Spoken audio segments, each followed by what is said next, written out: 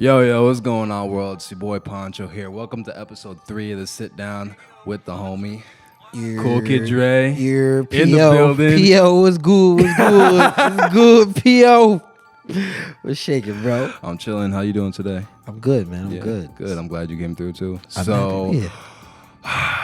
Dre, I'm very big on Comeup stories. I think it's real interesting to see where artists come from and how they get to where they are now. So, could you tell the full Comeup story of before he was cool kid, before he was cool kid? He was just Andre. How did he get into music and how did he get to where he is now? It all started, I've been doing this pretty much my whole life. So like when I was like 5, the summer before first grade, my boy Justin, who was like my best friend to this day, his older brother was singing in like a it was church camp. So he was singing something in the middle. Okay. And I remember just looking at him, it was like, he looks like a fucking wing. Like everyone looking at him. And I turned around and everyone was like, oh my God. Like I was like, word? That's what y'all like? And then damn, bro. I was like, y'all like this? Damn. And so shout out to Sean for inspiring that. And then I just always wanted to be like in front of everybody. Like that was just like the thing. Like I just wanted to always be the star of attention, and music was just always a thing. So like even in elementary school, I went to Pennington. So Pennington Elementary School in Mount Vernon, Fleetwood. Okay. Yeah, no. Yeah. You know, I gotta let you know. You know what I'm saying? We follow the whole story. You know what I'm saying? So I went to that school, and like you can't start choir until the 3rd grade.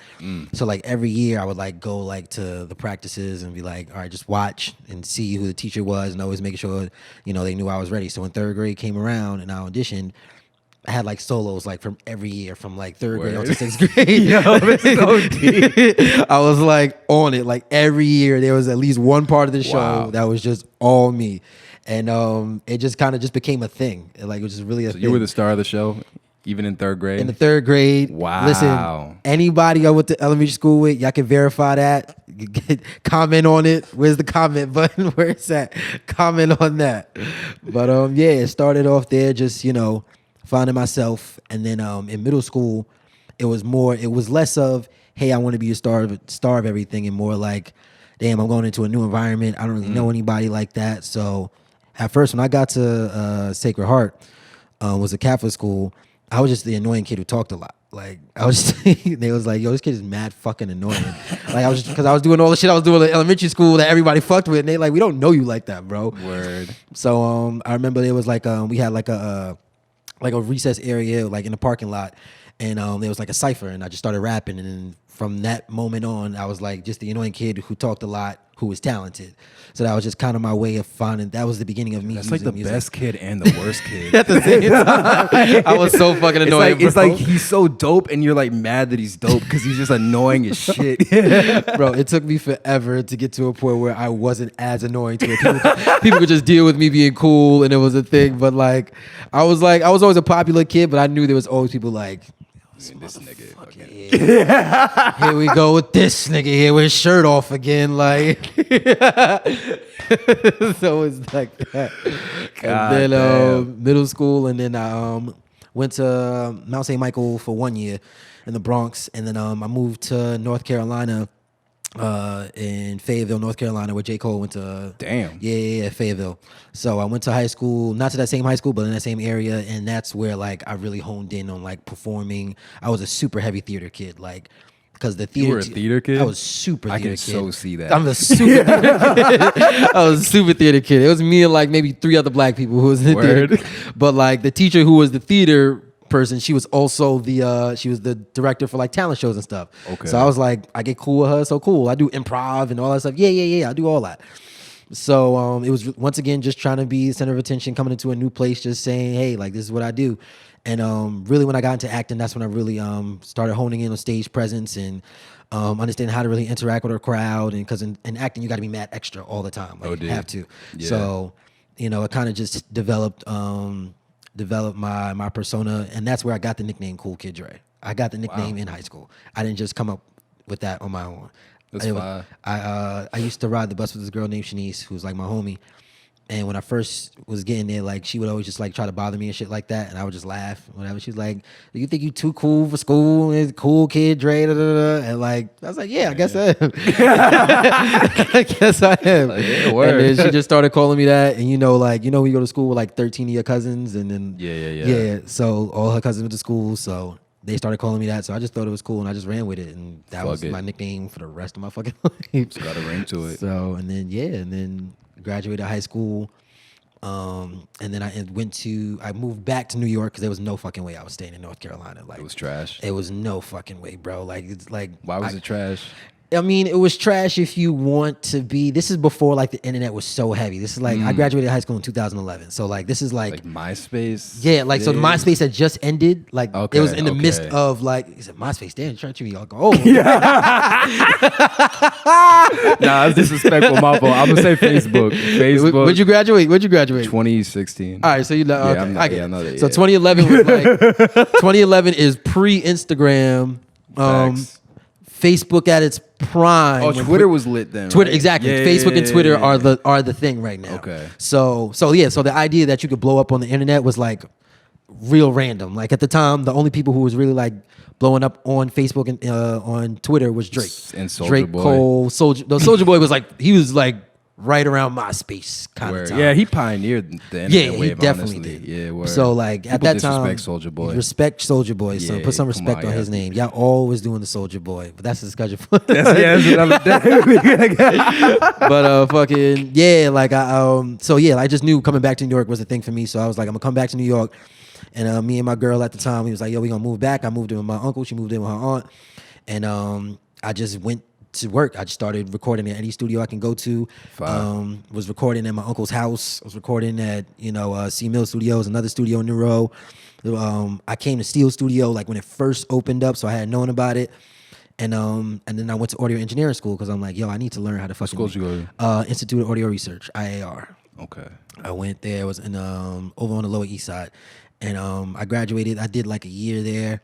Because it's like a year program, so you kind of get in and get out. Where they did like teach you Pro Tools and like live audio, movie scoring, all that stuff. Like they went through like how to build amps and shit. Like I slept through. In all honesty, bro, I slept through 90% of that. That's I was at Mercy College's audio program. Same shit, bro. It's Did you sleep through all of it? I've just made beats through all of it. To be honest, we only had one class where we can make beats. So well, I did it in all 6. But did you graduate? Did you pass? Hell no, nigga. I passed, but I just dropped out. I was like, bro, this is not worth it, bro. That was one of my fears of not going to school. I was worried. I will say, looking back at it though, I would have, knowing what I know now, I would have done college. You would have, like the 4-year college? I would have done the 4-year college because I was so worried at that time, like at like graduating high school. I was so worried about like, you gotta think, I've been doing music my whole life. I thought I was supposed to be Lil Bow Wow, you feel me? I was supposed to be like signed by like 12. So I'm like, yo. Like, damn, I'm 17, bro. What the fuck? Like, why they ain't find me? Like, so I'm like, what the fuck? I can't go to college. Like, I can't waste my time. Nah, that's a fact though. That's a fact, bro. The industry does that though. They got people thinking they gotta blow up by 16 or you a failure. Bro, like that's they real. got you thinking that like everything happens overnight, bro. Word, like, and it's the sell. Like that's how they keep you engaged because they keep you believing. Just like anything else. Like if you believe you got one shot and it's just a flip thing, you just keep going. Fuck it, I'll just keep doing this. And realizing this mad work that went behind it. OD. So I went to audio engineering school, graduated from there, and I was still like putting out mixtapes. I'm skipping a whole bunch of stuff. When I got back to New York, that's when the grind really started. Okay. So I started doing open mic shows in Lower East Side. And I was like doing every single one, bro. And I'll never forget my first ever show I did at the Pyramid Club. You ever get booed off stage? I'm sorry, I just interrupted. I didn't get booed, but it was definitely like it was like dead silence. You gotta keep in mind, I'm coming from like everybody screaming about talent shows. Word. You feel me? Voted most likely to succeed. I'm coming on like so, and I'll tell you exactly what happened. This is the most, oh my God, I hate this shit. So it was me, my girl at the time, Scarlett, Los, Eric, and Shane. How old were you? I was 19 at the time. Okay. I was 19. Now, I went to the Pyramid Club on a Sunday, and for people who know around this time, Pyramid Club, they battle rap. they have like performance nights, but I went on a night where it's a battle rap joint. Okay. So the whole idea of it is they rap, and then after that, they bring people up to perform and shit.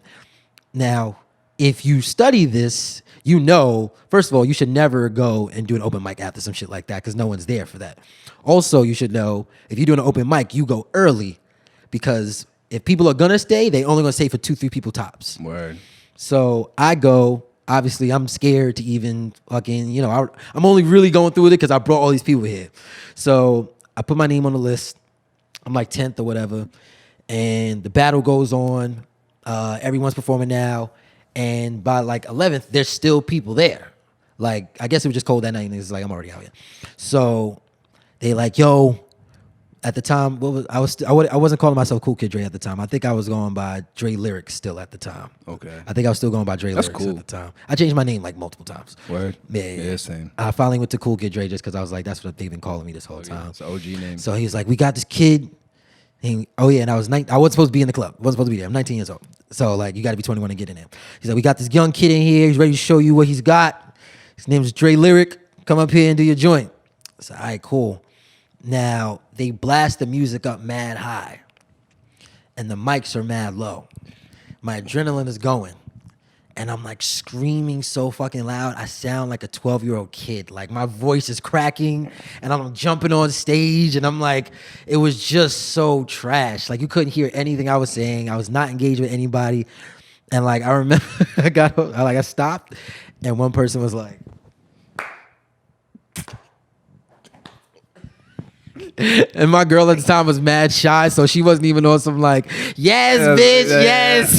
She was dead, like, just like, damn.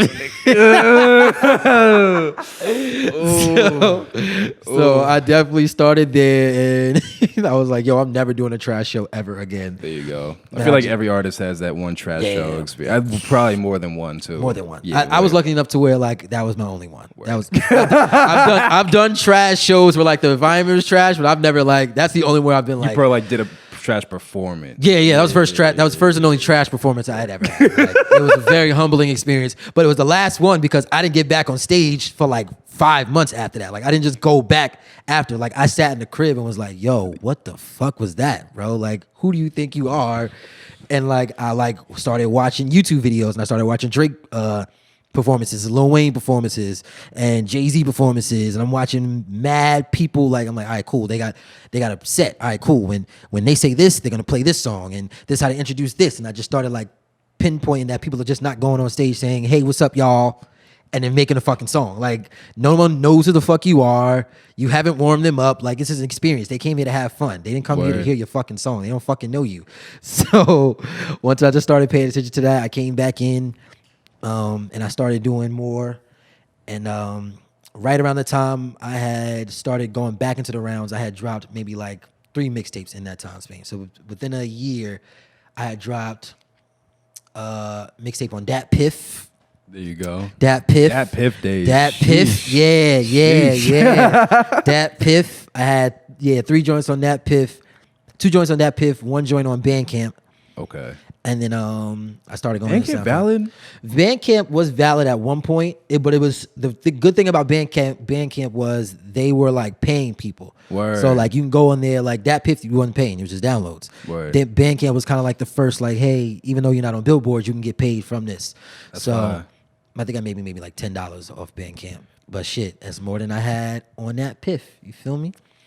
And then it's more than I'm only laughing because I got my BMI check in the mail the other day, bro. I was like, bro, it was. bro, the BMI checks are not hitting, just bro. Disrespectful, bro. They're not hitting, bro. It's so disrespectful. I literally had to like email people from BMI. The first, I just thought I was not to email them and be like, something ain't right here. Yeah. Like something ain't right. But yeah, the first couple, my first sound exchange check was God. I think it was maybe like $4. Yeah, It was like $4, if that, right. and I was hype off that. I've gotten a bag off DistroKid, and that made me hyped. Okay. But like, yeah, my BMI shit is just. We just know what it is. We don't got our publishing shit together anyway. Like we're bro. There's so much that goes into that shit. That's shit. just like mad shit. Get y'all publishing stuff together as artists. Get all that stuff done early on. Word. Playing catch up on that shit is the fucking worst. Doesn't Sound Exchange handle most of that shit? No, I'm thinking of Song Trust. You know what Song Trust is? I've heard Song Trust. Yeah, I think they handle all that shit. Song Trust. Yeah. You know, I was talking to my man Ed about that. Word. He's getting more into that because his dad was like his dad is like an Albanian singer or something like that. So like he's got checks from like years ago. Shit. So he's trying to get that back on Song Trust. Yeah, that's a whole good fucking luck. world and fucking sheesh. Word. That shit is beyond. But fucking shit. Wait, where were we at? Wait, we still. So right now we're 2014 right now. Okay. It's 2014. Word. Graduated high school, 3 mixtapes in, hitting every single open mic I can find. And then You knew you were 100% in music at this point. Oh yeah. But Yeah. I was 100% in music. I would say a little bit before I graduated high school. Like before that, it was just stuff I did. I didn't really think. I knew I wanted to really do it, but like 2 things happened in high school. One, shout out my boy B. So funny shit. Okay. Funny shit, right? Funny shit. So I used to visit North Carolina every summer before I Okay. actually moved down there because my stepdad's family is out there. So when we finally moved out there, my man's B Wallace, I had met him just from the summers before. And I knew he did music, but I never really heard it. So when I get to school, he like, yo, son, like we should work on some shit. All right, cool. Let me hear your shit. I'm hearing it. It's trash. Like B is trash. He's like horrible, right? So I'm like, he's like, yo, we should do something. Now, keep in mind, people at this point, people know me for doing music because I got music on my MySpace page at the time. Okay. So they hearing it, they're like, oh, you dope, you rap, da da da. Word. So I'm like, yeah, bro, I can't fuck around. You know what I'm saying? I got a reputation now, bro. Like I can't. But I didn't say that to him. I was like, nah, we gonna work on some shit. Yeah. Yeah, I did. We gonna work, bro. We gonna work. We gonna work. And yo, it was like we gonna work. And then, but he was my boy, so we always kicked it and shit. And like we started like just going around. I started going to football games because like that's what you're doing when you're in high school, like Facts, football yeah, games and shit. yeah. And I kept going all these places, and everyone knew he did music. Like so, I was like, none of them really liked the music, but everybody knew he did music everywhere we went. So I was like, yo, whether or not. So I went back on his MySpace page. And I was like, yo, he has way more plays than I do. So maybe I need to humble myself because bro is working. So I eventually was like, yo, bro, let's do a joint. So we did a joint. And it started just going around the school, and then we did 2 more joints, and it was like a thing. I was like, yo, we should do a project. So we did the project, and what happened was I watched him work a record. It was the first time I had watched him so when we made that project, he pressed mad CDs, and he went to every single joint. He was like, all right, bro, let's go. We got to get, boom, pass him out.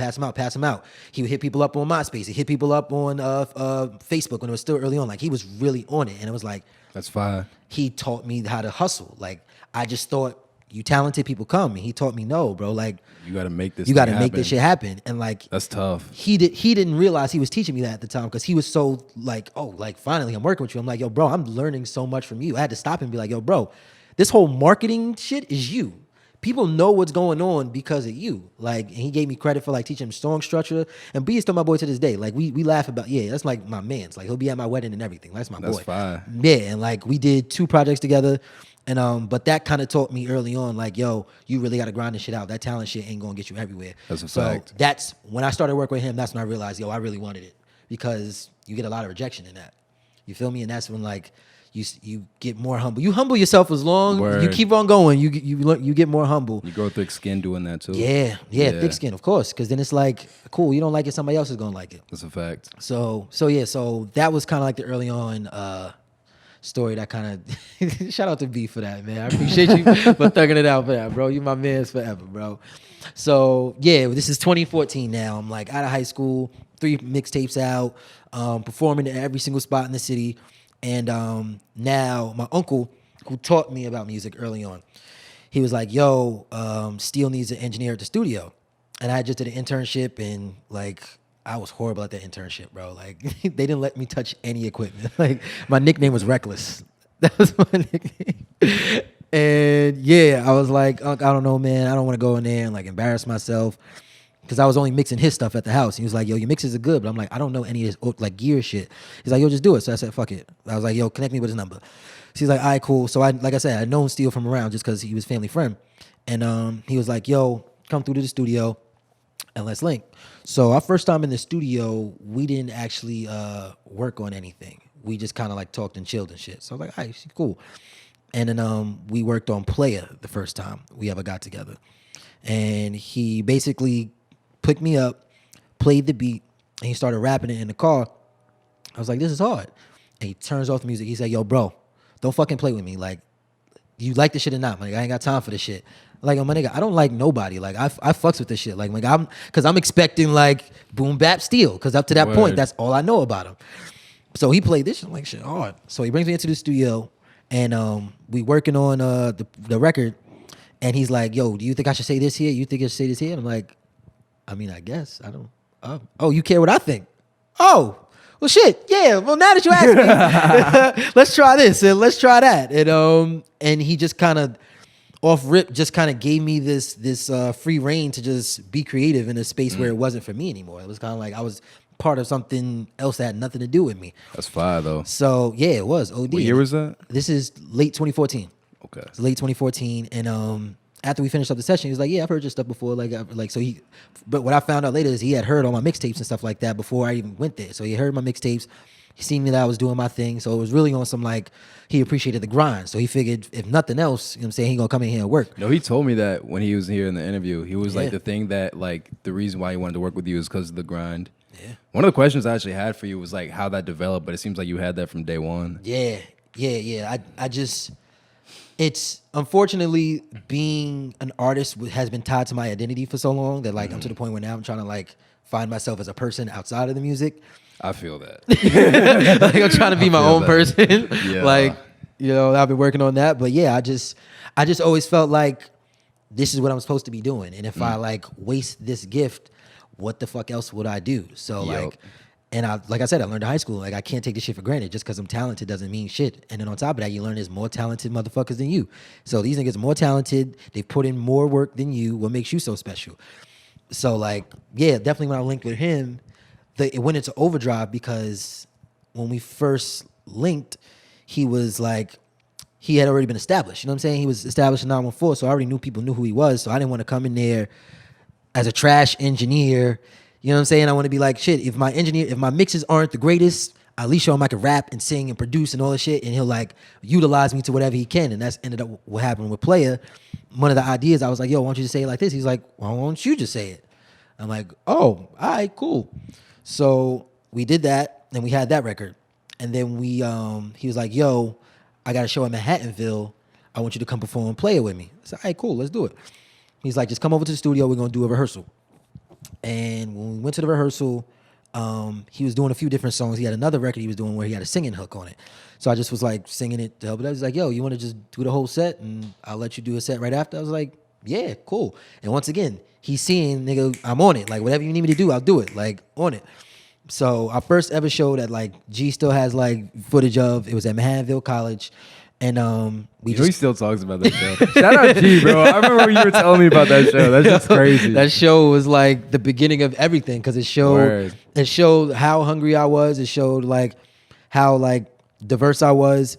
It built the connection between me and him because there was so much in that set that wasn't planned. Like, we just kind of was like, all right, cool. You say this. Like I was never, the goal was for me to never be a hype man. Like, I literally went from being like an engineer to being Spliff Star in like a matter of like 2 weeks.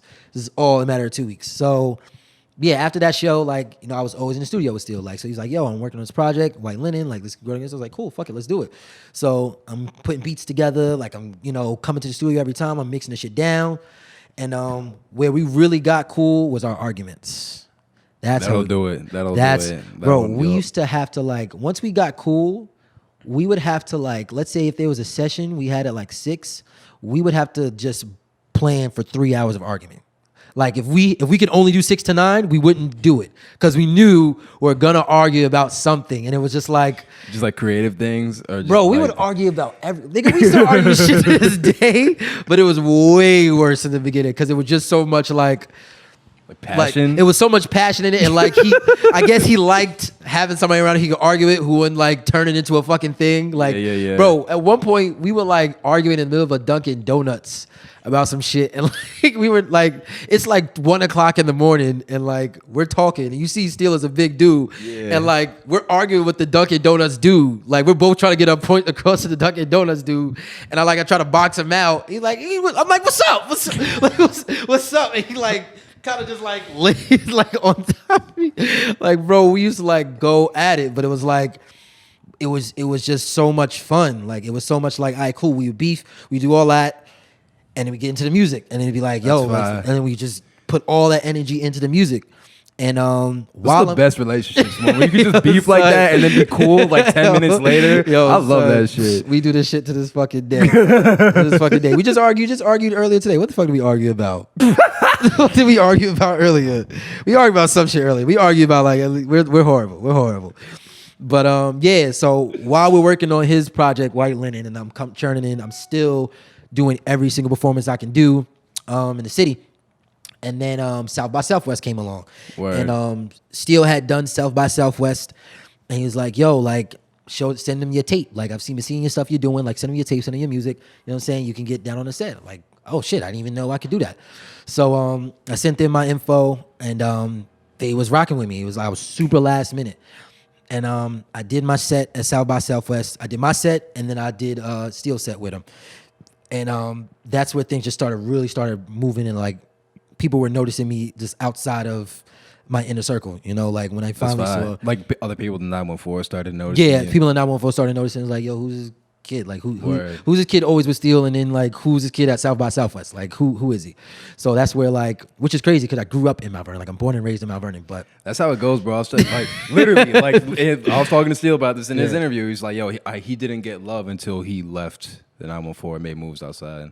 Bro, that's just how the shit is. His story is a little bit different, but it's the same kind of like concept of like, you do gotta prove yourself outside of your space to show people they fuck with you. Word. So yeah, we did South by Southwest, and yeah, I'm still performing. So at this point, South by Southwest is this is 2016.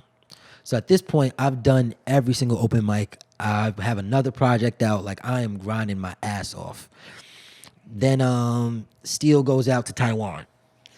How the Taiwan thing happened, I don't know if he talked about it or not, but it's all a little bit, yeah. So basically, it was a write-in gig. One of his people he knew, he just needed the dude he was writing for was like a really big Taiwan artist. And I remember him coming to the studio and playing his beat. I'm like, what the fuck is this? Like, what is this? He's like, yo, like, you want me to write for it? I was like, all right, cool. And we had to like, we had like this whiteboard where he had to write the English words and then like write the Taiwanese words like next to it. And like, I had to like punch him in. Like, it was like this crazy process. Like, and we argued that night. Like, we argued that night too. It's not the right word, bro. We were like arguing this shit. So he does the fucking record. The dude loves it. And he's like, yo, I don't know how the conversation went, but long story short, Steel ended up going out there to Taiwan. And, you know, he did his thing out there. So he does his thing. He comes back and says, yo, bro, I want to bring you out there. I'm like, yeah, man, I don't know about all that, man. It's like, keep in mind, I'd never been out the country. You know what I'm saying? I'm like, listen, man. Not even for vacations or I'd anything? never been out the country. I didn't have a passport at this time. Shit. I had nothing. I was like, nah, bro, like I'm good. He's like, yo, son, like, you should do this shit. Like, you really should. Like, it's opening spot. Like, I got you. So he goes out again. I think he went out one more time. I want to say he went out one more time before I came. I don't really remember. But I do know something clicked. And it was right before the second South by Southwest.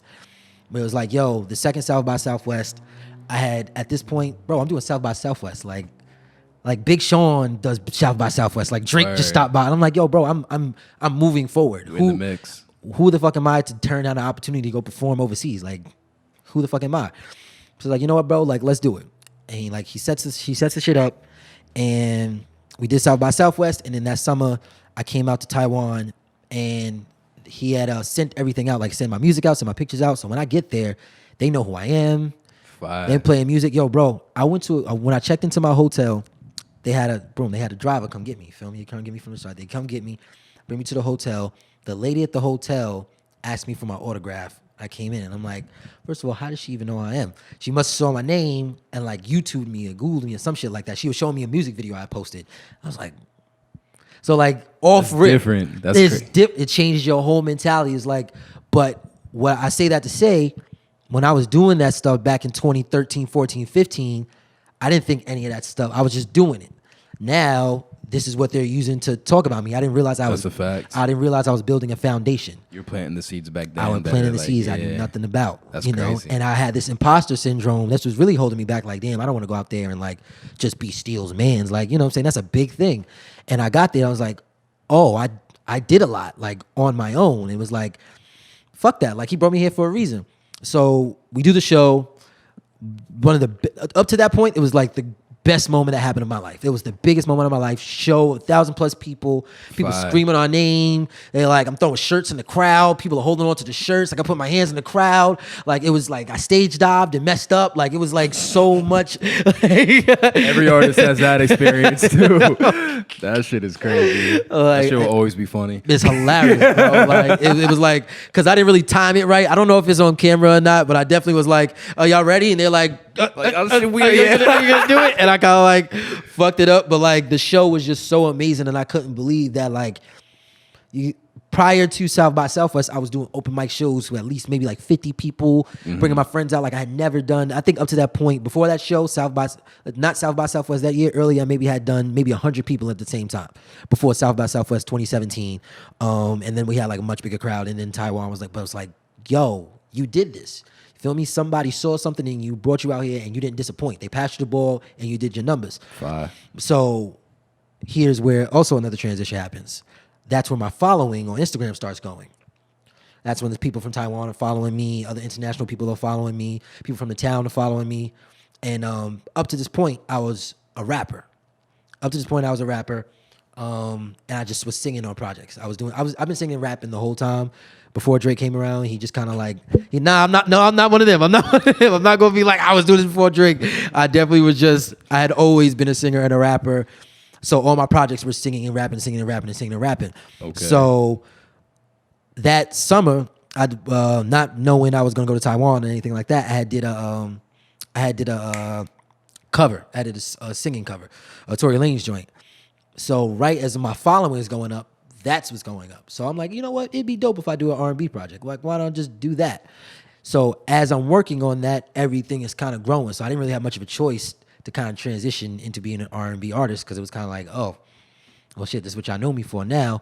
So then Taiwan happens. We come back. We do another South by Southwest. So Taiwan happened, and it was Steel plus one. We get a reach out to do a tour in Europe. And it was Amsterdam and Poland and all these other places. And this is, we want you and your mans. Like, they don't know my name, but they know they want you and your mans, like him on the video. We want you and him. So I'm like, bet, let's do it. So we go out and we do this tour. It was about 6 different cities in Europe. We do Amsterdam, 3 spots in Poland, and Cannes, the Cannes festival out in France. Okay. Yeah. So we're doing these shows. We're going in. We're killing each one. We're killing each one. Killing each one. Killing each one.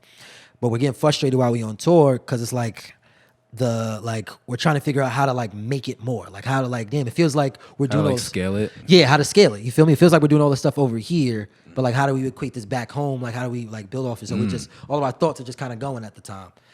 And but we're killing all the shows. We're making these connections. And I remember like the last day, we're chilling after an argument. Matter of fact, I'm gonna tell this argument story. This is funny shit. I don't know how we didn't mention all the arguments. But it's too much to talk about. Bro, the first night we came, they like, yo, son, it's nice to meet y'all. Canadian dudes. Shout out to all our dudes, people who we was on tour with. They're like, yo, this y'all room. Y'all can do whatever, chill out, just max out. We're like, all right, cool. So we went around the town for a little bit. We came back in. It was chilling. So everybody else is asleep. It's like 2:00 in the morning. Oh, God, I wish I remember what that argument was about, bro. All I know is that by 2:30, bro, we are screaming mad loud. And I'm like, and I remember it was intense. I was like, yo, nigga, I'll put that on my mom's dead grave. I didn't say that shit. Like, it was some shit like that. And we were going, and we woke up the next day. It was like, yo, they're going to think we're fucking crazy, bro. Like, we both like apologized to each other. Like, yeah, no, we can't do that. Like,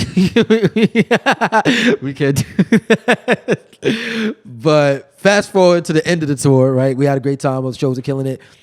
And like, we was like, yo, we should contact all the promoters and shit like that. We should contact them, let them know, hey, we had a great time, shit, and all that stuff. And they hit us back when we got back and was like, yo, y'all really killed the show. We want you to come back this winter. Fine. It was like, oh shit. So I'm like, yeah, fuck it. At the time, White Linen comes out. So yeah, this White Linen, yeah, shit. Yeah, White Linen comes out this time. So now the music is going, like soul food is getting played everywhere. Like all our records were going, we're killing every show. So they invite us back out. Following is growing. And they invited us back in again the next summer. And so we did Poland 3 times. The last Poland show was 4,000 plus. Damn. Yeah, bro. It was, yeah. How does it feel looking out the crowd and seeing 4,000 heads? Bro, you feel like everybody you see on TV. Like, it's the moment where it's like, you what happens in that moment is you realize that those people are just like you. They are people who had a dream, who were put in a position and doors got open for them and they failed, and you just start realizing how normal that is. Because when you watch it from the outside, it feels like it's only for certain people. When you do it yourself, you realize, no, it's just, it wasn't my time yet, or it was timing, or I wasn't ready for that. Like, keep in mind, like, if I had got put on a 4,000 people stage when I first came out, when I did my show at the open mic, when I'm screaming, feel me? Yeah. Like, I wasn't ready for that. I had to go through all of these shows, all these open mics, all of these performances to get to a place where I could stand in front of 4,000 people and command a show. Like, bro, my flyers in the back. Like, you could see my face on a wall. Like, my face is on a wall in Poland, bro. Like, it's a moment where it's like, bro, it's not over. We're not crazy. We're not crazy thinking that we can make some shit out of nothing. You know what I mean? And yeah, that's what's just kind of been like. So the international shows have really opened up the fan base, forced me to grow as an artist, forced me to grow as a producer. And it's been forcing me to come out my box and come out my shell. And this is why this year I've been gearing up for this album, 5G's Later, coming out May 19th. Heard it. Yeah, you heard it first right here. Is this the first announcement? It is. First announcement, 5G's Later, coming out May 19th. So that's why everything has been very strategic with everything I've been doing. This I've been working on this album. This is technically my first official album. Like, everything has been mixtapes, EPs. This is my first official album. When you dropped a few days ago, that was an EP? That was an EP. Okay. 3 songs. Breakup. It was all just to gear up for this. It was that's just all dope Heartbreak idea. music, by the way, which we're going to talk about later. Yeah, we're going to talk about that. But, so that's how we hit. Man. That was the grind, man. Word. That's crazy. Did a lot. Shit. Yeah, man. Yeah, word. All right, I got some questions for you. Let's do it. I had written down. Let's so do we're it. going to go through these one your journalism by one. hat. Saying? Yes, sir. Also, I need to check the cameras. I'm so paranoid. Yeah, double check. You know what? Let's start off with the Heartbreak music. First of all, I told you off camera that, like, yeah, about like your music is not like I would almost say it's not mainstream in a way. Okay, it doesn't have a mainstream sound. Like, you're not talking about, like, I would say, like, how do I say this? Like, I won't say you're not talking about certain things. I think you're very niched into, like, relationships and, like, heartbreak music. Yeah, I'm assuming that was intentional too, to step into that world. It was intentional for this project. What happened was, working on the album, I had a few songs that I was like, I don't know if this should be here. I don't know if this should be here. And I realized I just had a few breakup records, and I knew I wanted to put out something before the album. So I was like, you know what? Instead of just putting out, like, here's this song and do that, I was like, no, like, let me make a thing of it. Let me really get engulfed in it, make it an experience. And this is just something from what we talk about in our groups, like in our stainless groups, like me, Steely, and Sean, Self. Sean is our, like, market man. Yeah, he's like our. It's like a whole team. Stainless Global, yeah. Stainless Global is a real team. Yeah, that's fine. Yeah. Sean does, like, all the marketing ideas and, like, just bouncing ideas off the wall. And he was just like, yo, let's make it a thing. Let's not just drop it. So, word. And also I learned the year before when I did the Metaphor EP, which was supposed to be like just put it out, and it ended up, like, lasting me an entire year. Like, people still play songs from that. I made a whole show about a song from there. So it was like, let me not sell myself short again and just think just because it's 3 songs, people are not going to care and I can't make an experience out of it. So I think just the songwriting. That's dope. I like that mindset. Appreciate it, brother. Appreciate got you. man. You know what I'm saying? It was a team mindset. You know what I'm saying? I don't take full credit for it, but yeah, the whole aspect of writing from the breakup perspective was more for this project, but I definitely do make sure I try to touch on the intricacies of relationships in my perspective, which I feel that as an artist, that's all you can do. Like, you know what I'm saying? Like, all you can do is give the world your perspective. That's a fact. So it just happens to be one that people, are intrigued with. Word.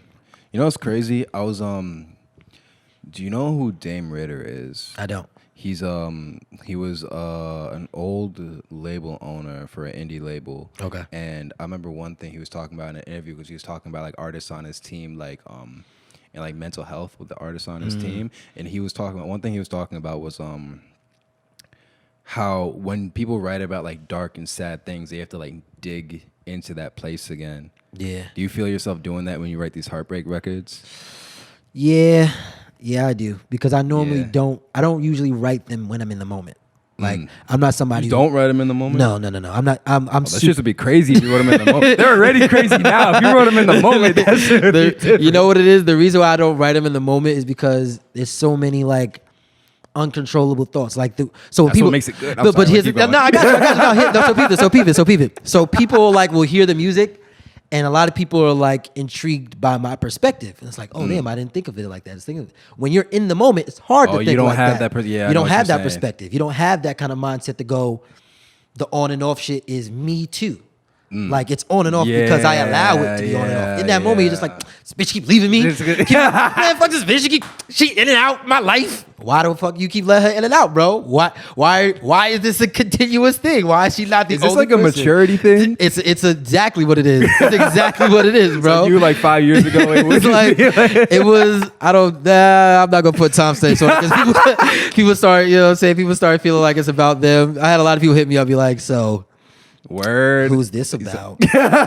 Oh, I don't remember this. So who's that? I'm like, yo, do you like the song or not? Like, I'm not here for your shenanigans. Or not. I don't really care. I don't care about none of that. But That's hilarious. I don't write it in the moment because I don't think I'll be able to. Certain songs, like maybe I'll like produce in the moment so I can get the feel. Because producing is much more like I can feel that. That's a fact. Writing is much more dope. like I I gotta like feel that. it. Yeah. Word. Writing is much more that. Wow. Okay, I was just curious about that. Man, I could never. It'd be some real what these bitches want from a nigga real quick on every song. That'd be painful. Speaking of producing though, you produce and you engineer. I do. That shit's impressive. Did you learn all those skills like at the same time coming up? Producing, my uncle who introduced me to Steel actually introduced me to producing when I was like 11. Okay. And I remember like in the same exact house I ended up recording his vocals in like years later. He had like a little setup in his room. And he's like, yo, I want to teach you how to produce so that you don't have to like pay nobody else for beats. And at the time, like Pharrell and Ye were like my idols. So I'm like, oh shit, like I could be like them. Yeah, like, what's up? You do have some Pharrell in you. Thank you. That I means see a lot. that. That's like he's like the pinnacle for what I'm trying to do, in the sense of being somebody who musically, when they touch something, the presence is felt. Like, so when Pharrell raps, he's literally the standard of you that. feel me? Yeah, like whether he's rapping, producing, singing, like you just feel Pharrell. And so he's kind of like the standpoint of what I'm trying to do. So my uncle introduced it to me, and I remember like being excited first and then going, yo, this is weird. Like this math graph, like what the fuck is this graph shit? What is look at that shit the first time, like, what the yeah, I know exactly like, what you're talking about. It was on Reasons, which is like, okay, for people who don't know, and I'm gonna give it Reasons. You don't need to know. Right? You don't need to know. It's basically like a digital version of what real gear is like in an actual studio, as opposed to like a lot of other programs are like user friendly. They're supposed to be like, you know what? Do this happens. Reasons was made to look like an actual studio where you plug shit in. And I was like, man, I hate this shit. But I don't want to tell him I hate this shit because he's super excited to teach it to me. And then I just kept coming back every weekend. And he was just like, yo, learn how to do this, learn to do this. And then when I was 13, right, when I was 13, so my mom had passed when I was 13. And so like that Christmas, everyone was like, what should we get him? What should we do? Like, I heard them. Like, they didn't think I heard them, but I heard them. And they were like, my step-pops had brought me a laptop. He had brought me a laptop. He's like, yo, now you can finally make your beats. I'm like, oh, shit. And then I told my uncle, he's like, oh, word, now let me get you a keyboard. And then we made a beat for the first time on my laptop. And for whatever reason, that day, everything clicked.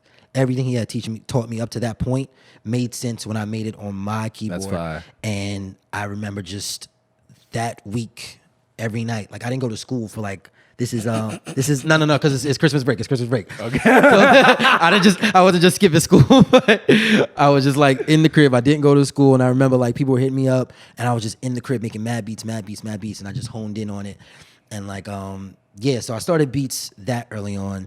Engineering came about when I went to audio engineering school because I was like, I need to learn how to like make my music, and I couldn't wait for engineers, and I didn't feel like paying for people, and I didn't like, sometimes it just wasn't coming out the way I wanted to. Like, it wasn't coming out the way I wanted to. And my favorite part of the whole entire recording process was the mixing. Like, I love the part. It was my favorite part, bro. I hate mixing, bro. No, not me doing it. No, not me doing it. I loved, up to that point, I loved the feeling of recording it, hearing it rough, and being excited to be like, oh, what are they gonna do? Shit. Reverb, and like, oh shit, it should sound like a song. Like, I was excited for that entire process. Word. So going to school for it was like, I get to be behind the magic now, and I get to hear the song before it's actually made, which took my songwriting to another level, because now I know all facets of this. So like, I always hear the song before it's done. I hear the words, the melody, the flows. I hear it all. I hear the pockets. So being able to do all of that just kind of not only does it elevate my own personal sound, but it lets me help develop other people. So like how I was able to get together with Steely and was like, all right, cool. I don't have to be the star of the show. I don't have to always do his hooks. I can just do the beat and fall back, or I can just mix this and just fall back. I can say this and fall back. So yeah, so engineering was like 2013 when I graduated. Interesting. Yeah. That's crazy. Not a lot of artists that can do all three. That's impressive. I know that's been probably super helpful now. Yeah. The ones who do all three aren't as good at one of them. Yeah. They usually are. They usually lack on one, and that's the fact. It also, but that does inspire me to stay on top of my game and always learn, because there you go. Yeah, I never want anyone to be like, hey, you like the beat's fire. The beat's fire, but you slacking on this. Like, they're like, word. You won't see me for 2 months, bro. I'll be locked in. Word. That's crazy, bro. Damn. All right. Another thing I want to get into is hearing your story. Like, it's very evident that you're music first, but from the outside looking in, I almost view you as an actor first. Especially with the Surviving the Losses series and Full Disclosure. Yeah. Yes, that's what I was about to say. I forgot that you were about to kill me. I wasn't gonna do you like that. I got you. Yes, in Full Disclosure, like, I'm assuming that also stems from your whole like theater background, right? Parts of it. I think being a theater kid forced me to be weird all the time. Like, we were always like being extra at all times. So it definitely made me feel comfortable to be in front of a camera. But Surviving the Losses and Full Disclosure are two different stories, and each of them are like special in their own way.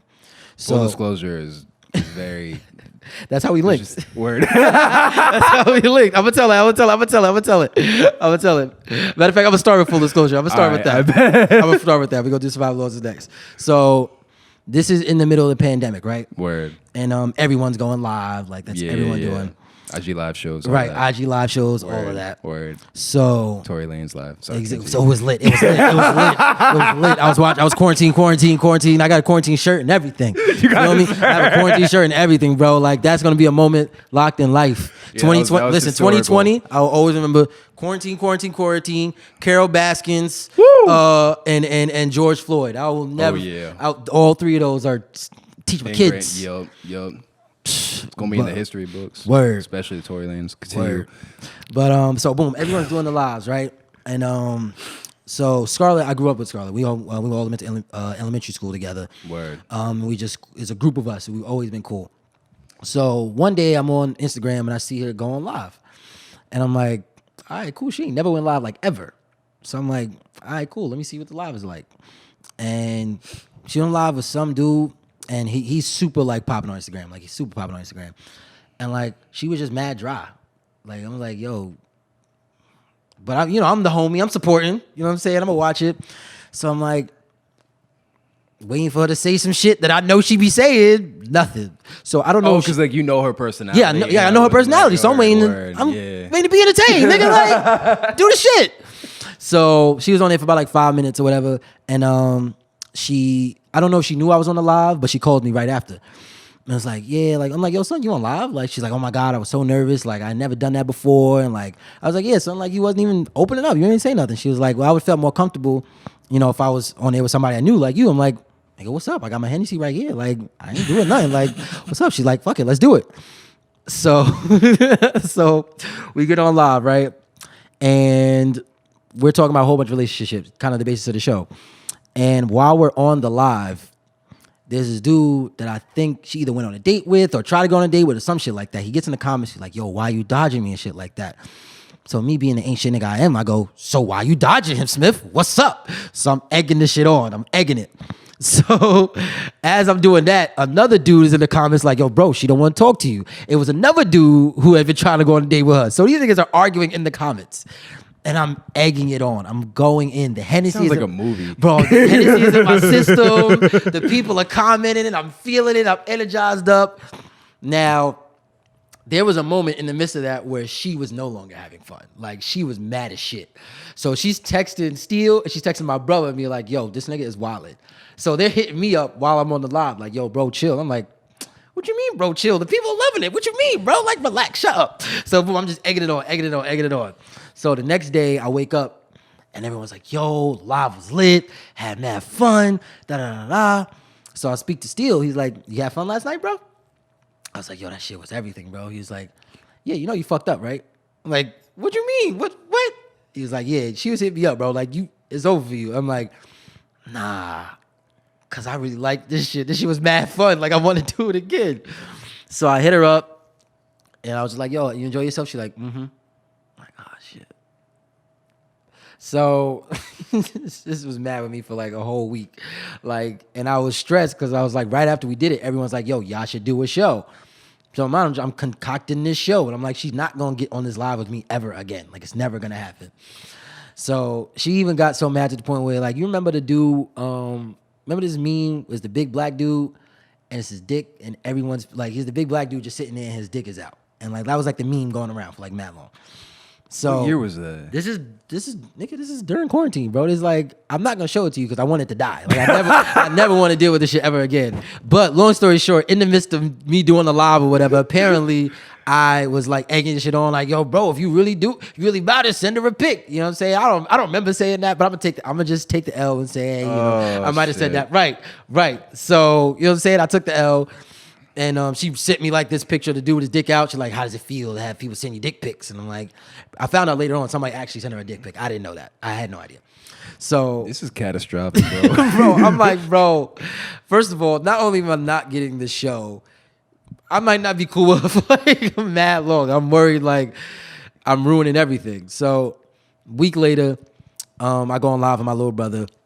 She goes in the comments. She was like, yeah, well, I guess we'll do another live soon. So I call after the fact. I was like, so we good? She's like, yeah, just watch your fucking mouth. So I'm like, cool, no problem. I promise. You know what I'm saying? We best friends to the end. You know what I'm saying? Never again. So we do another live. It goes great. And we come together with the Stainless team. Sean, Steel. Gianni was in the group chat as well. Self. We just kind of came up with the idea. And it was like, yo, we didn't want to keep going live. We was like, yo, we just want to do something that we record and just kind of go back and play. And so we just kind of set up a couple of days during quarantine, and just my idea was to get lit on camera and ask a whole bunch of questions she's not ready for. And that was the basis of the show, because that's kind of what we did on live. It's like Drink Champs times 10, by the way, just so y'all know. Just for a reference point, if you haven't seen it. Yeah, it gets wild. It gets wild. And it was such a...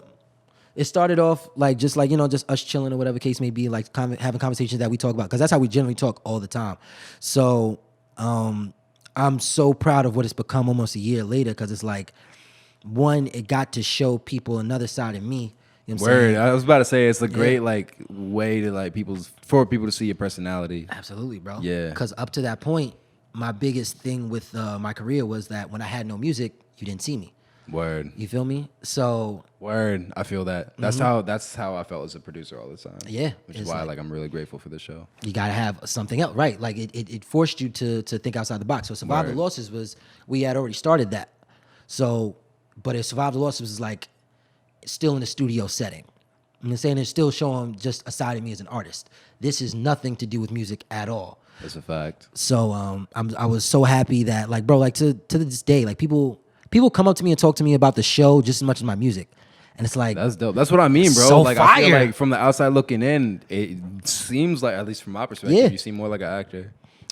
Bro, I'm just a guy who likes to entertain, man. That's Word. it. And, so shout out to Scarlett for dealing with my shenanigans for an entire year. I thought y'all were dating. I think I told you that. Everyone thinks we're dating. Okay, word. Everyone thinks we're dating. I'm glad I'm not the only asshole. Everyone thinks we're dating, bro. Like I gotta. Sometimes I don't even like.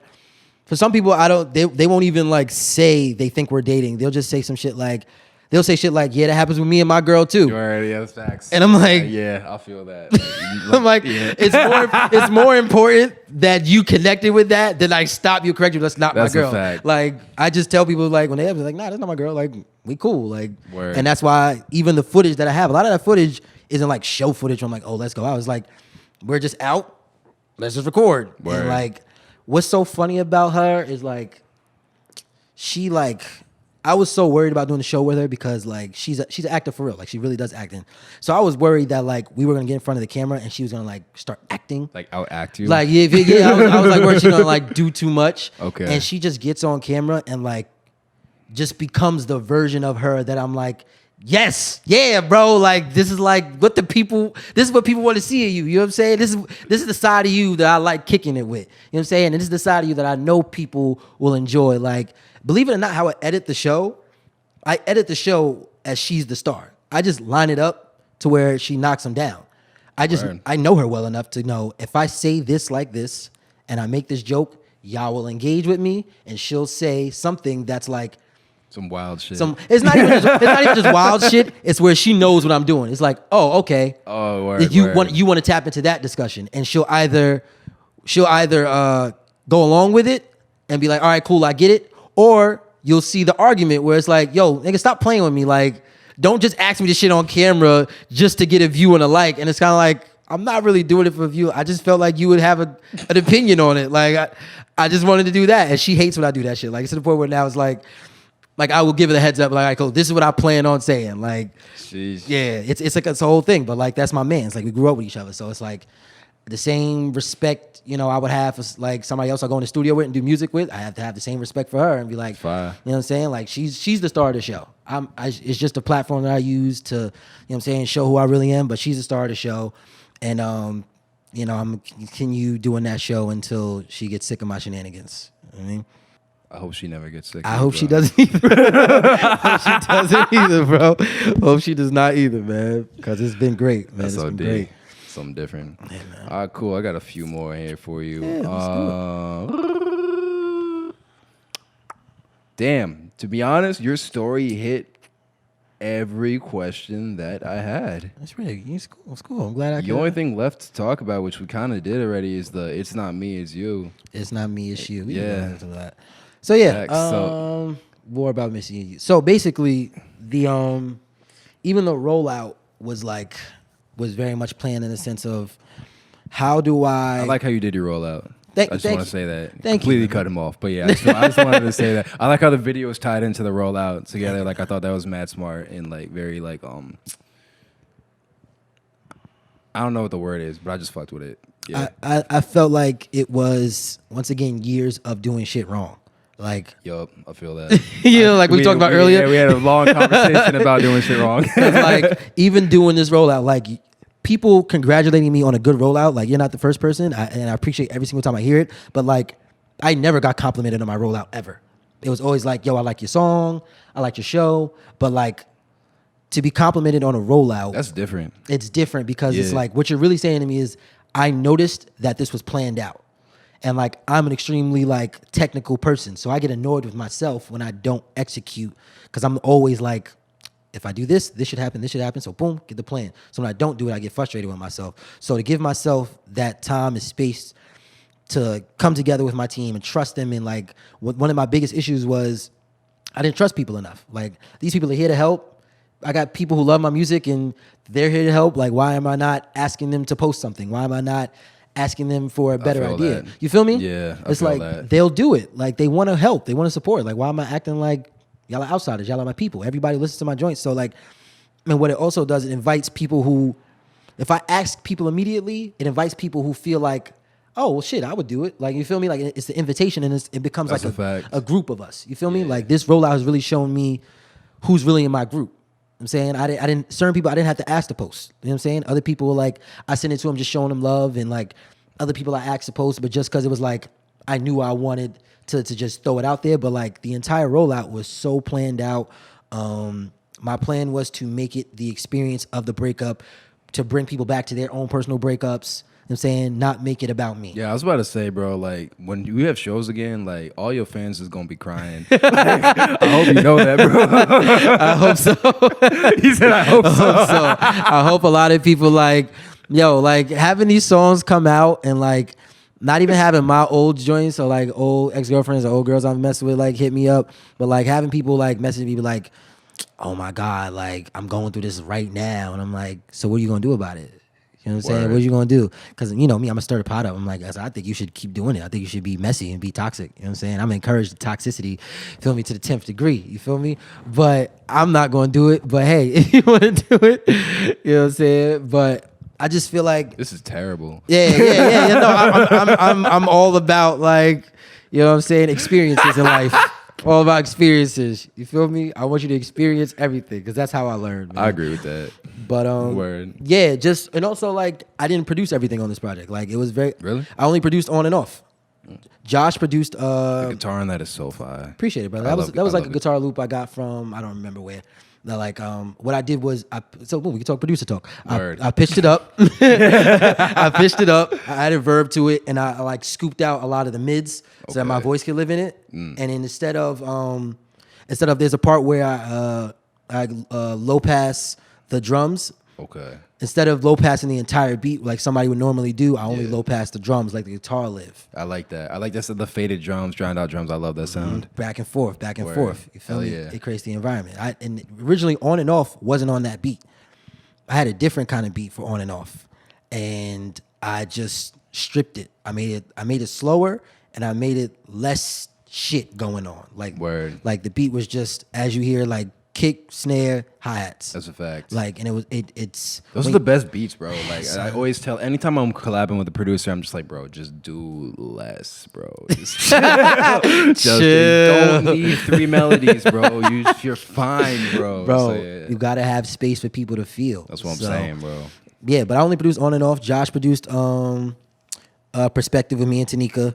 And Tanika Rose? Tanika Flows, you heard? That's the girl, Tanika Rose. Yeah. Wait, is that who's singing on that? Yeah. Because I was wondering. Yeah, well, like, I feel so. Boom. I'm gonna address that because I messed up on Distro Kid, and I didn't put. Yo, bro, I could have sworn I put the features, and I went back and like. You can't change that. I'm changing it. It'll get updated. By the time this interview is over, it'll probably be like up to date. Yeah, I updated it. But because she definitely called me on some G shit, like, yo, bro, what the fuck? Like, what's my name at? Like, then I'm like, yo, Neek, my bad. She's like, no, I don't mean to be like that. I'm like, nah, sis, you right. Like, don't even worry about that. But yeah, that's Tanika. So, funny shit about Tanika is me and Tanika like go way back to like when I first started linking up with Steel. Like, he brought me to her show one time. And if you've ever been to her show, she does this part of the show where like she be like, yo, give me 3 words. And she freestyles a song. And that's what she did on my show. Bro, she never misses, bro. She's been doing this shit for years. She never fucking misses. So the very first time I saw her, I was like, who the fuck is this? So shout out to Nigga. You a fucking different breed. You're a different fucking breed, son. So we linked and he was like, yo, we should do a record together. And the first song we did is still on SoundCloud. And my idea was like, yo, I don't want you to be influenced by what I'm going to write. So I'm going to send you just the beat. And I think I sent her maybe like the concept of the song, maybe, or something like that. But I sent it to her. She recorded it. And I sent her back the finished version. She was like, why the fuck is your verse so dope? I feel like you Kendrick Lamar'd me. Like, she says that shit to this fucking day, bro. She will not let this shit go ever.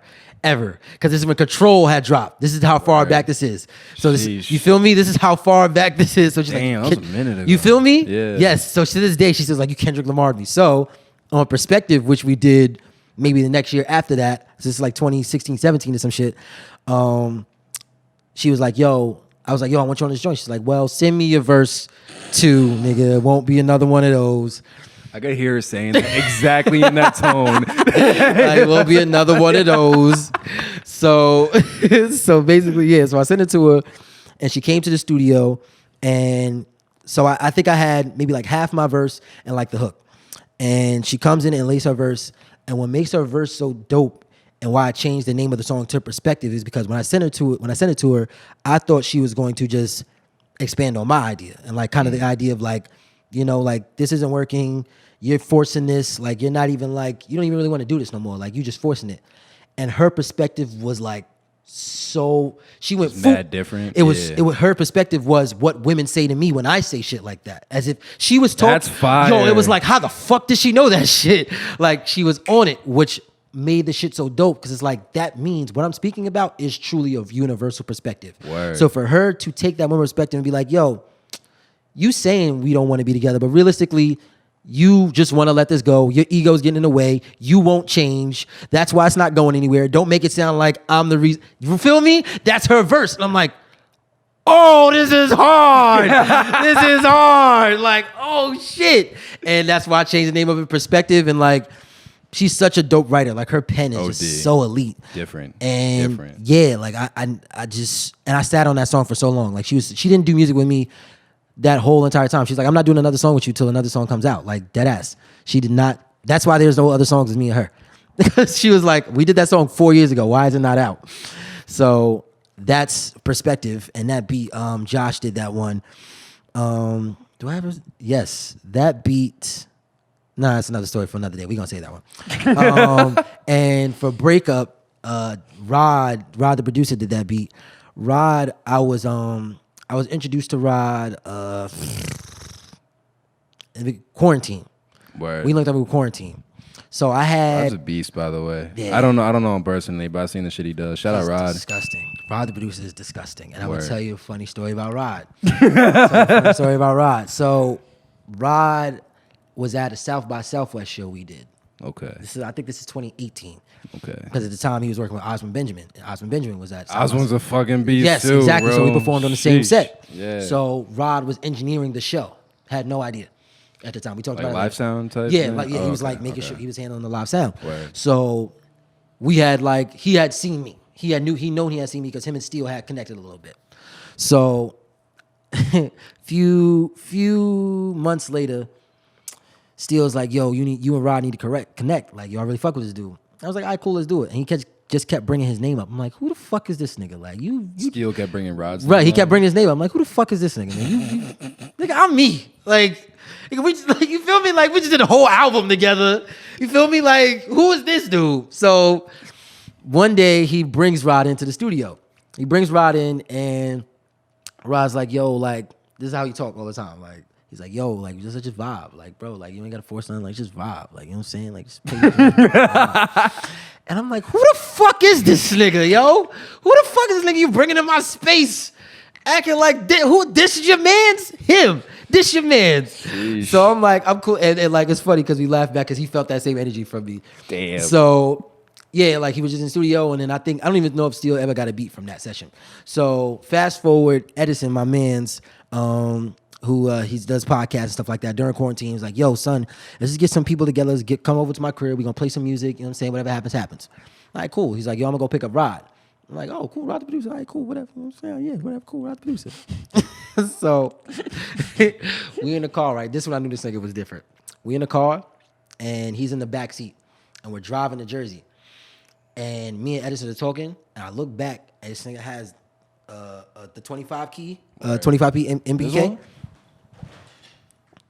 Not all black like that, because that's hard. Word. But that's hard. Word. This is my fourth one of these. I broke so many of these. Bro, shits. my shit broken at the crib. Like, I'm gonna get another one of those. So boom, he's in the back seat producing. Word. So I'm like, Hard. all right. I do the same shit. You feel me? Yeah. So I'm like, all right, cool, respect it. So we get over to the crib and like he's just like locked in the headphones. I'm like, all right, cool. Like, all right, cool. Now I'm intrigued because I'm like, all right, cool. You on my type of time. This is what I like. So I was like, yo, what's up? Like, let's hear what you've been working on. So he plays some of the shit. I'm like, this shit is hard. And I'm like, all right, cool. So like, at the end of the day, my energy aside, talent is talent. Like I'm a real nigga when it comes to that shit. Like my nigga, you dope. More than talent is talent. Work is work. Work is work. You feel me? So right, exactly. It started with me acknowledging him in the back seat working, then coming in, opening stuff working. So I'm like, yo, bro, like let me, your shit is hard. Like what's work? And we end up talking, realizing we know the same people. He from Mount Vernon. Like we like, and we just like, oh shit, like bro, you was there here. You know this dude. Like I'm down with CL Smooth. He's like I'm down with P Rock, and I'm like I'm not like our shit was just connecting. So we ended up just super vibing off that shit to go from the film. I was like, who the fuck is this nigga? So like, no, I was coming back telling Steely, like, yo, this nigga is, I get it now. Like this nigga's official tissue. You feel me? And like, he just like crazy. Respected the fact that like, I was like on it. So that beat, for that song, he had played, I hate that he fucking does this shit. He played this fucking loop on his laptop. He has like mad like 4-bar loops that I've never seen anyone do this. Like he like will just bounce 4-bar loops, and that's how he makes his songs. And then he just goes back. And what, puts the loops together? He like, so let's say you make a beat right now. Okay. And it's just a 4-bar loop. Okay. What you would probably do if you were making a song, you would arrange it a little bit and like hear it. Yeah. He just has the he just has the 4-bar loop. And he bounces it and plays it. And that's how he builds songs. So he plays this beat. And I'm like, nigga, this shit is hard. But at this point, I know he does this shit. So he's fucking with me. This is what he'll do. He'll play this shit, and he'll look at me, and I'll go, oh shit. And then the shit will end. I'm like, nigga, stop with the shit, bro. Like, stop with the shit. So that particular beat, I was like, yo, son, I need that shit. Like, I need that. He's like, all right, cool. He just sends me the 4-bar loop. He just sends it to me like that. I'm like, you know what? Fuck it. I'm gonna make it work. I'm a fucking producer. I'll figure this shit out. So I pitched it up a little bit to find a key I liked. And I just went in and started writing the shit. And I had majority of it done, but because I only had the 4-bar loop, I had to like make some adjustments to the beat because I'm like, I didn't want to have this shit the whole way. Word. So that breakdown I added at the end, I sent it to him, he fucked with it. And then Kimi, who is on Space with Steel on Ride. Okay. Because I produced that one, that's Edison's boy. So like we all kind of in the same circle, like long story short, and long story long. And he he kind of came in after I'd already arranged the whole shit, and I was like, yo, I want a dope voice on it. And he just kind of killed that ending part. Like he just his voice is just so angelic. So yeah, just with all those songs together, I was like, yo, I gotta have the vibes. You know what's crazy about your music, and I feel this way about Steely's music, is like, cause like Stainless, like the whole team of it, like I feel like you can hear the whole team. Yeah. Which is crazy. Even the people that aren't artists, I feel like you hear the whole team. I don't know the whole team, but it just has that like team vibe. It took time, man. It took time for it to be like that. That's fine. Yeah. I feel like that's like best case scenario. I don't know if I'm saying that right. Nah, you're right. Best case. Me and Steel talk about it all the time. How we're like, let's say, and as like friends, we have like kind of the best case scenario in the sense of like, yo, we're so tied to each other that like my win, whether I like it or not anymore, my wins are his wins. Word. Like our wins are tied to each other. I see him promoting yo shit, like strictly yo shit. That's fine. And it's like, bro, like so my shit pops. Yeah. It inherently, it's because you already know we're together without ever being in like, we're not cool in the gang. Like we're not like G Unit. We're not like in a group. We're like in a team. It feels more like a team. Like I play my part, he plays his part, and we just collectively win. That's tough. Yeah, it's a good feeling, man. It's Hell a good feeling. Shit. You pretty much breezed through all the questions I had. Media training, bro. Media training. Fuck it. You know what I'm gonna do? What's I'm gonna bring out the jar of deep ass questions, which is all shit about the music industry with a couple personal questions in here. Let's do it. Let's do it. I'll do 3 of these. Let's see what we get. Facts. All right. Question number 1.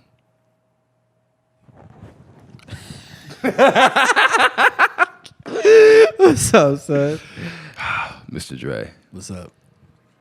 What separates you from other artists? I think what separates me from other artists is the perspective that I have. I think as I write, like even all you put together all the other talents, stuff like that, like that's dope. There are plenty of other people who do that and then some. I think what will always separate me is my ability to break down a thought that everyone has in a way that's unique to my experience, because in real life I actually say the wrong thing all the time.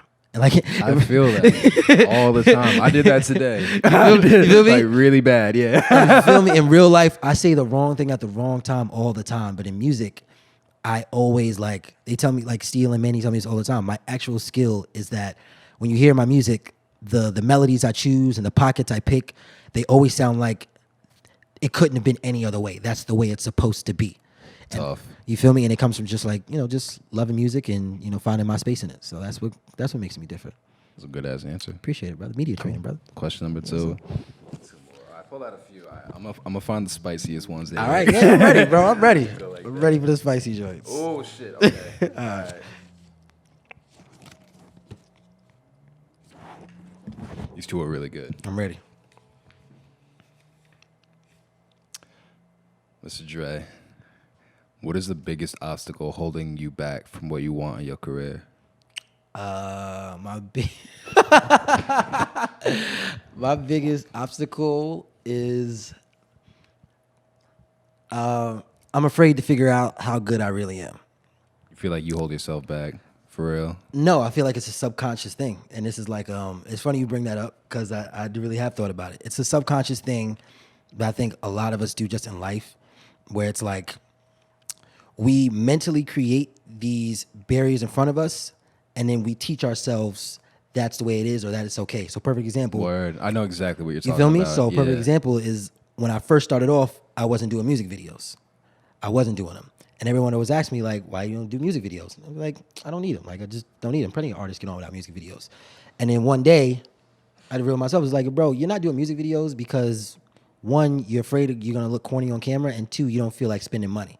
Feel me? So if you're going to be real about the shit, be real about it. So, like, breaking down the amount of things that I thought I did because it's unique to me, and really realizing, no, you're doing it. It's out of fear. It's out of fear, shit, bro. Yeah. So wow, you still feel like you have things like absolutely. that. Even this project, I've got to do shit like following through with a plan.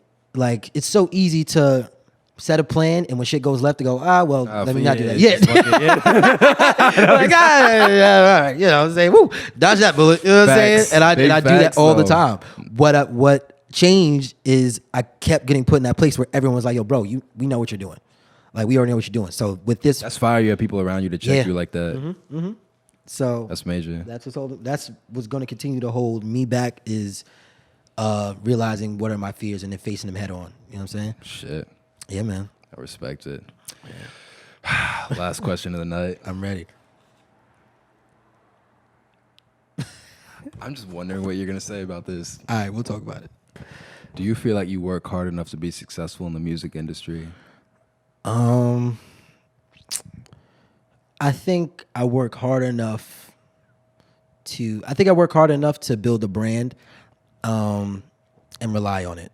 As far as the music industry, stuff like that, the more I work, the more I realize that what I want from the industry per se, is something that I could develop with me and my team. You know what I'm saying? Like I'm not looking to get signed. You feel me? I'm not looking for that because I've been fortunate enough to be in a lot of situations where I've had a few of those perks and a few of those opportunities that I used to think that you would only get when you're signed, and once you get them, you realize it's not.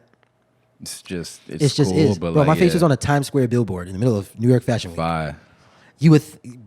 That was a great moment, but after that, it's like, you feel me? Like, and that's once you start realizing that, like, your song getting played on the radio, when it's just like all those things that the industry makes you feel like that's your thing and that's what they'll sell to you, you realize like, yo, bro, you don't need that. Like especially now. Now more than ever. You just need people who fuck with you. You know That's what I'm saying? fact. So I work hard enough to build a group with my team to find people who fuck with us. And the industry comes along, they better be coming with correct numbers and algorithms. You know what I'm saying? For my bank Better account. come correct. You know what I'm saying? That's crazy.